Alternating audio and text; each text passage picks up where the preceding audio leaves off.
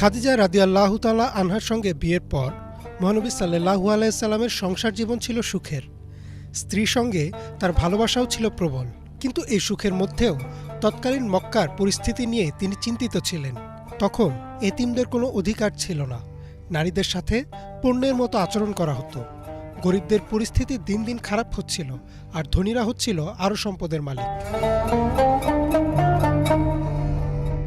শুধু তাই না, মক্কা তখন ছেয়ে গেছে মূর্তি পূজায়। পবিত্র কাবায় হজের নামে চলত বিভিন্ন মূর্তির উপাসনা।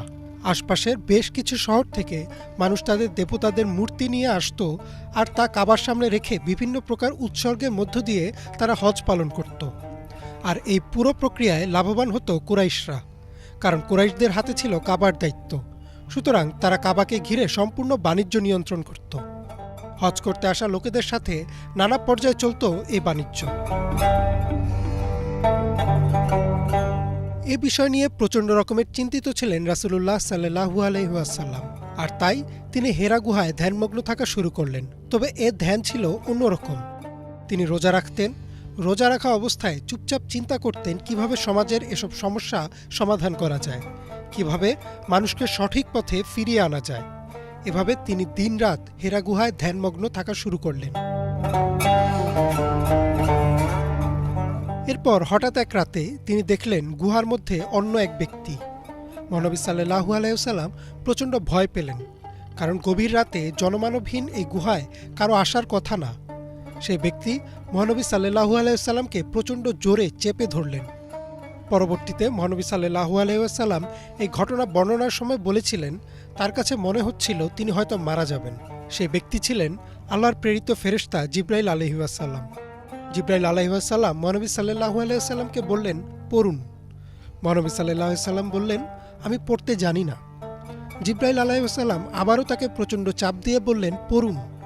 তিনি আবারও উত্তর দিলেন, আমি পড়তে জানি না। জিবরাইল আলাইহিস সালাম আবারও তাকে চাপ দিলেন আর বললেন, ইকরা বিসমি রাব্বিকাল্লাযী খালাক খালাকাল ইনসানা মিন আলাক ইকরা ওয়া রাব্বুকাল আকরাম আল্লাযী আল্লামা বিল কলামি আল্লামাল ইনসানা মা লাম ইয়ালাম। পড়ুন আপনার রবের নামে, যিনি সৃষ্টি করেছেন মানুষকে রক্তপিণ্ড থেকে। পড়ুন, আর আপনার রব মহিমান্বিত, যিনি কলমের সাহায্যে শিক্ষা দিয়েছেন মানুষকে যা সে জানত না।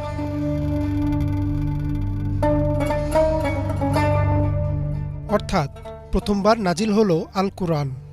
এই ঘটনার পর মহানবী সাল্লাল্লাহু আলাইহি ওয়াসাল্লাম যখন সে গুহা থেকে ফিরে যাচ্ছিলেন, তখন তিনি জিবরাইল আলাইহিস সালামকে প্রথমবার তার সম্পূর্ণ আকৃতিতে দেখলেন। তিনি দেখলেন সম্পূর্ণ আকাশ ছেয়ে গেছে জিবরাইল আলাইহিস সালামের পাখা দিয়ে। মহানবী সাল্লাল্লাহু আলাইহি ওয়াসাল্লাম যখন বাসায় ফিরলেন, প্রচণ্ড ভয়ে কাঁপছিলেন।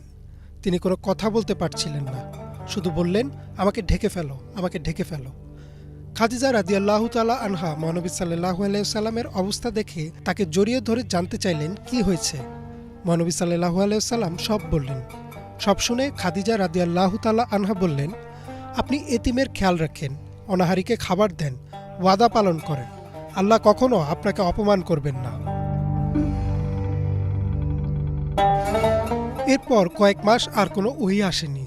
মহানবী সাল্লাল্লাহু আলাইহি ওয়াসাল্লাম ভাবতে শুরু করলেন হয়তো আল্লাহ তার উপর রাগ হয়েছেন। তখন আল্লাহ নাজিল করলেন সূরা আদ-দুহা, আর মহানবী সাল্লাল্লাহু আলাইহি ওয়াসাল্লামকে বললেন তিনি তার উপর রাগ হননি এবং তাকে পরিত্যাগও করেননি, বরং তিনি তাকে প্রস্তুত করছেন সামনের বড় এক পরীক্ষার জন্য। ইমরান মাহমুদ, বাংলা ভিশন।